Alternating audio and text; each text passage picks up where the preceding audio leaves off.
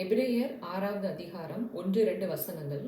ஆகையால் கிறிஸ்துவை பற்றி சொல்லிய மூல உபதேசங்களை நாம் விட்டு செத்த கிரியைகளுக்கு நீங்களாகும் மனம் திரும்புதல், தேவன் பேரில் வைக்கும் விசுவாசம், ஸ்நானங்களுக்கு அடுத்த உபதேசம், கைகளை வைக்குதல், மரித்தோரின் உயிர்த்தெழுதல், நித்திய நியாய தீர்ப்பு என்பவைகளாகிய அஸ்திபாரத்தை மறுபடியும் போடாமல் பூரணராகும்படி கடந்து போவோமாக.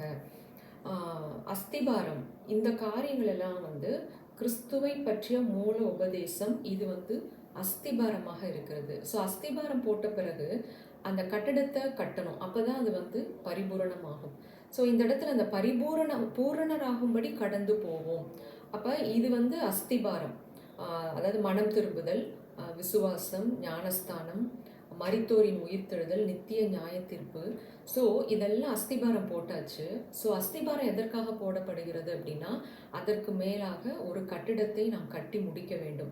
ஸோ அப்போ தான் அது பூரணமாகும். வெறும் அஸ்திபாரத்தோடு நிப்பாட்டிட்டோம், கட்டடம் கட்டலை அப்படின்னா அது ஒரு நிறைவான கட்டிடமாக இருக்காது.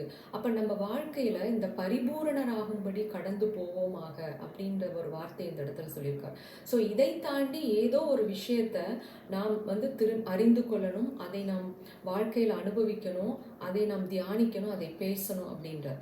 ஸோ இந்த இடத்துல பரிபூரணம், அந்த நம்ம பரிபூரணராகும்படி கடந்து போவோம். பரிபூரணம் என்ற வார்த்தை எங்கே வருதுன்னு பார்த்தா, ஆண்டவராக இயேசு கிறிஸ்து சொல்றாரு, யோவான் 10:10, திருடன் திருடவும் கொல்லவும் அழிக்கவுமே வருகிறான் என்று வேறு ஒன்றுக்கும் வரான், நானோ ஜீவனை கொடுக்கவும் அந்த ஜீவன் பரிபூரணப்படவும் வந்தேன் அப்படின்றார்.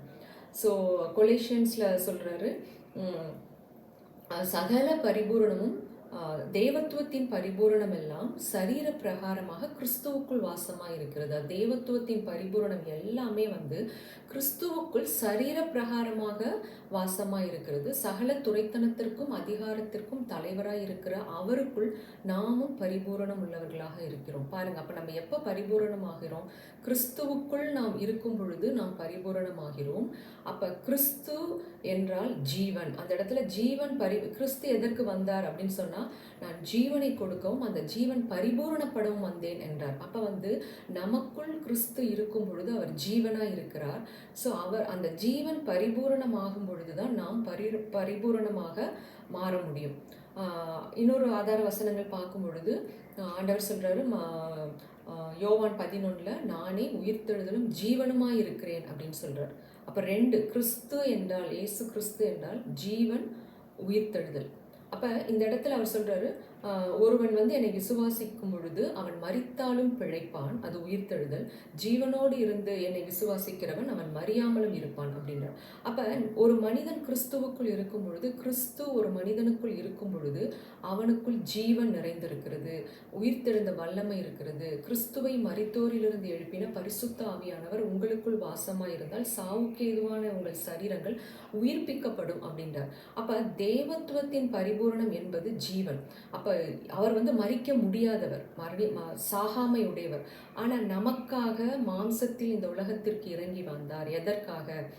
எபிரேயர்ல சொல்றாரு, அவர் நம்மளை பிள்ளைகள் என்று சொன்னதுனால பிள்ளைகளை போல மாம்சத்தையும் இரத்தத்தையும் உடையவராய் இந்த பூமிக்கு இறங்கி வந்தார். எதற்காக அப்படின்னா, அவருடைய மரணத்தினாலே மரணத்தின் அதிகாரியான பிசாசை அடித்து ஜீவ காலமெல்லாம் மரண பயத்தில் பிடிக்கப்பட்டவர்களை விடுதலையாக்கும்படி அப்படியானார். அப்ப அவர் எதற்காக மாம்சத்தில் வந்தார் என்றால், மரணத்தின் அதிகாரியான பிசாசை தனது மரணத்தினாலே அழிக்கும்படி வந்தார். ஸோ அப்ப மனிதனுக்கு ஏற்பட்ட ஒரு மிகப்பெரிய பயம் என்னன்னா, தேவனிடத்திலிருந்து அவன் பிரிந்து போன பொழுது, அந்த உறவு முறிக்கப்பட்ட பொழுது ஒரு பயம் அந்த இடத்துல வருகிறது. என்ன பயம்? மரண பயம். மரணம் என்பது பிரிவு, சரிங்களா? ஸோ அந்த மரண பயத்தை சிலுவையில் அவர் முறியடித்து போட்டிருக்கிறார். அப்ப இயேசு கிறிஸ்து என்றால் அவர் ஜீவனும் உயிர்த்தெழுந்த வல்லமையும் உடையவர். அதுதான் 2 தீமோத்தேயுல சொல்றாரு, சுவிசேஷத்தினாலே அவர் மரணத்தை பரிகரித்து ஜீவனையும் அழியாமையையும் வெளியரங்கமாக்கினார் அப்படின்றார். அப்ப சுவிசேஷம் என்பது என்ன? கிறிஸ்து இயேசு நமக்காக இந்த உலகத்தில் வந்து பிறந்தார். எதற்காக பிறந்தார்? அவர் மரணத்தை பரிகரித்து ஜீவனையும் அழியாமையும் நமக்கு வெளியரங்கமாக்கினார். ஸோ இயேசு கிறிஸ்து என்றாலே அவரே நானே வழியும் சத்தியமும் ஜீவனுமாய் இருக்கிறேன். இந்த ஜீவன் என்ற வார்த்தை கிறிஸ்துவோடு மிகுந்த தொடர்புடையதாக இருக்கிறது. அப்போ அந்த ஜீவனை நாம் அறிந்து கொள்ளும் பொழுது, அதை நாம் பெற்றுக்கொள்ளும் பொழுது தான் நாம் பரிபூரணமாக மாறுகிறோம். அப்போ இன்றைக்கு இந்த உலகத்தில் வந்து நிறைய ஜனங்கள் வந்து மரண பயத்தில் இருக்கிறத நம்ம பார்க்குறோம். இன்றைக்கு இருக்கிற சூழ்நிலைகள் பார்த்தீங்கன்னா எல்லாவற்றையும் குறித்த ஒரு பயம். அந்த பயத்திற்கு காரணம் என்னன்னா மரணம், பிரிவு. ஆனால் கிறிஸ்து அதை சிலுவையில் முறியடித்தார் என்ற அந்த அறிவுக்குள் நாம் மனிதன் கடந்து செல்லும் பொழுதுதான் அவன் பரிபூரணம் அடைகிறான். இல்லைன்னா எல்லாத்துக்கும் பயந்து கொண்டு தேவனுடைய அன்பை அவருக்குள் சந்தோஷமா இருக்க அவனால முடியல. ஸோ அவன் பரிபூரணத்தை அடைய முடியல. அப்ப சபையும் விசுவாசிகளும் ஊழியர்களும் திரும்ப திரும்ப பேச வேண்டியது, தியானிக்க வேண்டியது, யோசிக்க வேண்டியது, அவர் சிலுவையில மரணத்தை பரிகரித்து ஜீவனையும் அழியாமையும் மனிதனுக்கு கொடுத்திருக்கிறார். ஸோ கிறிஸ்து ஜீவனாக ஒளியாக எனக்குள் இருக்கும் பொழுது இந்த உலகத்தின் இருள் என்னை மேற்கொள்ள முடியாது என்ற ஆழமான நம்பிக்கை, விசுவாசத்தை மனிதனுடைய இருதயத்தில் அதை வந்து ஸ்ட்ராங்காக விதைக்கும் பொழுது தான் அவன் பரிபூரணமாகிறான். அதான் இந்த இடத்துல சொல்றார். அப்போ நம்ம வந்து மனம் திரும்பி ஞானஸ்தானம் எடுத்து ஆண்டவரை விசுவாசிச்சிட்டோம். திரும்பி அதுக்குள்ளேயே இருக்காம அவர் நமக்கு கொடுத்த அந்த ஜீவனை நாம் முழுமையாக பெற்றுக்கொண்டு அந்த பரிபூரணத்திற்குள் கடந்து வர வேண்டும் என்பதுதான் அவருடைய விருப்பமாக இருக்கிறார். ஸோ அவர் சொல்றாரு, அவருக்குள் ஜீவன் இருந்தது, அந்த ஜீவன் மனுஷருக்கு ஒளியா இருந்தது, அந்த ஒளி இருளிலே பிரகாசித்தது, அந்த ஒளியை இருள் பற்றி கொள்ள முடியும். இதுதான் நம்மளுடைய உண்மையான நிலைமை. அப்ப அவருக்குள் ஜீவன், எனக்குள்ள கிறிஸ்து இருந்தார்னா, எனக்குள்ள கிறிஸ்துவாகிய ஜீவன் இருக்கும் பொழுது அந்த ஒளி எனக்குள் இருக்கிறது. அந்த ஒளி என்ன பண்ணணுமா? பிரகாசிக்கும். அந்த ஒளி அந்த ஒளியை வந்து இருள் பற்றி கொள்ள முடியாது. பை டிஃபால்ட் இருள் அவங்கள தொட முடியாது. அதுதான் உண்மை. அப்போ இன்றைக்கு அந்த ஒரு சத்தியம் நமக்குள் இருக்கிறதா? அந்த உணர்வும் அந்த எண்ணமும் எனக்குள் ஜீவனாய் ஒளியாய் கிறிஸ்து எனக்குள் இருக்கும் பொழுது சாவுக்கேதுவான என் சரீரம் உயிர்ப்பிக்கப்படும். அதுதான் அவர் உயிர்த்தெழுதல். அவர் ஜீவனாய் எனக்குள் இருக்கும் பொழுது இந்த உலகத்தின் இருள் எதுவாக இருக்கலாம், மரணம், வியாதி, கொள்ளை நோய், இன்னும் என்னென்ன காரியங்கள், பாவம், இச்சை, இந்த உலகத்தில் என்னென்ன இருளெல்லாம் இருக்குதோ அது எதுவும் என்னை பற்றி கொள்ள முடியாது. அந்த ஒரு விசுவாசத்திற்குள்ள, அந்த நம்பிக்கைக்குள்ள, கிறிஸ்துவி நமக்கு கொடுத்த அந்த ஜீவனுக்குள்ள நாம் வளர்ந்து பெருகுவது தான் பரிபூரணத்தை நோக்கி கடந்து செல்வதாக இருக்கிறது. அப்ப கிறிஸ்து தான் ஜீவன். அந்த ஜீவன் எனக்குள் இருக்கிறார். அவர் மரணத்தை பரிகரித்து ஜீவனையும் அழியாமையும் எனக்கு கொடுத்திருக்கிறார் அவர். அதனால நான் மரண பயத்திலிருந்து விடுதலையாக்கப்பட்டிருக்கிறேன். இந்த உலகத்துல எந்த இருளும் என்னை பற்றி கொள்ள முடியாது அப்படின்ற அந்த ஒரு அறிவுக்குள்ள, அந்த வெளிச்சத்திற்குள்ள ஒரு மனிதன் கடந்து வருவதுதான் பரிபூரணத்தை நோக்கி செல்வதாக இருக்கிறது.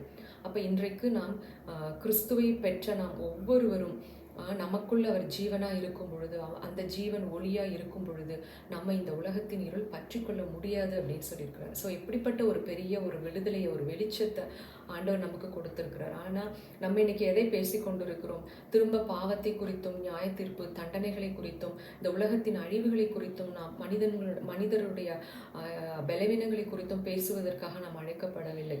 சாகாமையுடையவர், நித்தியானந்தமுள்ள ஏக சக்கராதிபதி, ஒருவரும் சேரக்கூடாத ஒளியில் வாசம் செய்கிறவர், மனிதனுக்காக மாம்சத்தில் வெளிப்பட்டு அவருடைய மரணத்தினாலே, அதற்காகத்தான் ஒரு மாம்சத்தோடும் இரத்தத்தோடும் வர்றார். மனுஷன் வந்து சரீரத்தில் படக்கூடிய எல்லா மரண வலிகளையும் வேதனைகளையும் அவர் சுமந்து தீர்த்தார்.